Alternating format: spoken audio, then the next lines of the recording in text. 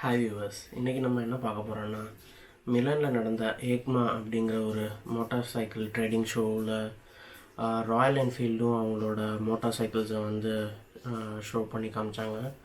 அதில் முக்கியமாக என்னோடய கவனத்தை ஈர்த்தது வந்து ஒரு பாபர் ஸ்டைல், ராயல் என்ஃபீல்டோட bobber style concept motor vehicle ஒன்று ஷோ பண்ணியிருந்தாங்க. அந்த மோட்டார் சைக்கிளை பற்றி தான் இப்போ பார்க்க போகிறோம். அது என்னன்னு பார்த்தீங்கன்னா ராயல் என்ஃபீல்டு SG650 ட்வின் அப்படிங்கிற ஒரு மோட்டார் சைக்கிள் வந்து ராயல் என்ஃபீல்டு ஏக்மா அப்படிங்கிற ட்ரேடிங் ஷோவில் ஷோ பண்ணி காமிச்சாங்க. இதை பற்றி தான் இந்த வீடியோவில் பார்க்க போகிறோம். இப்போ இந்த பைக்கை பற்றி பார்ப்போம். இந்த பைக் பார்த்திங்கன்னா ஒரு பாபர் ஸ்டைல் கான்செப்ட் பைக்.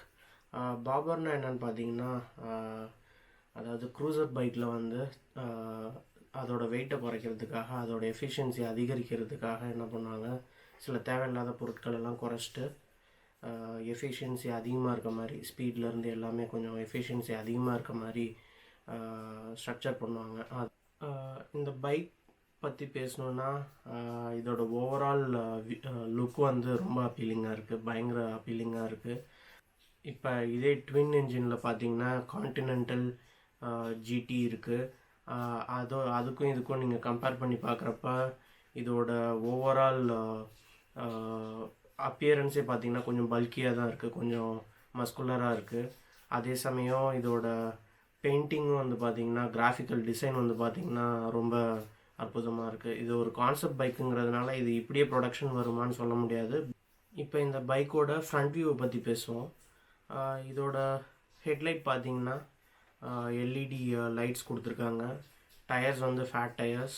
இந்த பைக்கோட ஃப்ரண்ட்டில் பார்த்திங்கன்னா நிறைய அலுமினியம் ஃபினிஷ் பார்க்க முடியுது. இப்போ இதோட மட்கார்டு எடுத்துக்கலாம், இல்லை ஹெட்லைட் சுற்றி இருக்க பார்ட்ஸ் அதை எடுத்துக்கலாம், இல்லை டேங்காக இருக்கட்டும், எல்லாமே பார்த்திங்கன்னா நீங்கள் அலுமினியம் ஃபினிஷ் நிறையா பார்க்க முடியுது. இதில் வந்து both digital and analog speedometer and tachometer பார்க்க முடியுது. இதோட ஹேண்ட்பார் பார்த்திங்கன்னா ஃப்ளாட் ஹேண்ட் பார்ஸ். இதோட டேங்க்கில் வந்து டிசைனிங் பார்த்திங்கன்னா நல்லா பிளாக் அண்ட் க்ரே கலந்த மாதிரி நல்ல கிராஃபிக்கல் டிசைன் கொடுத்துருக்காங்க. வீல்ஸ் வந்து பார்த்திங்கன்னா அலுமினியம் வீல்ஸ் கொடுத்துருக்காங்க. நல்ல ஃபேட் டயர்ஸ் இருக்குது. எக்ஸாஸ்ட் வந்து பார்த்திங்கன்னா மேட் பிளாக்கில் வந்து எக்ஸாஸ்ட், டூயல் எக்ஸாஸ்ட் இருக்குது. என்ஜின் வந்து பார்த்திங்கன்னா குரோம் அண்ட் மேட் பிளாக் கலந்த மாதிரி ஒரு டிஃப்ரெண்ட்டான ஒரு டிசைனில் கொடுத்துருக்காங்க. அலுமினியம் கொஞ்சம் பார்க்க முடியுது. ஸோ ஓவரால் இந்த பைக் வந்து ஒரு அற்புதமான ஒரு டிசைன்னு தான் சொல்லணும். இதோட இன்ஜின் பார்த்திங்கன்னா இன்டர்செப்டார் அண்ட் கான்டினென்டல் GT அதோட 650 ட்வின் இன்ஜின் தான் இதுலேயும் வந்திருக்கு.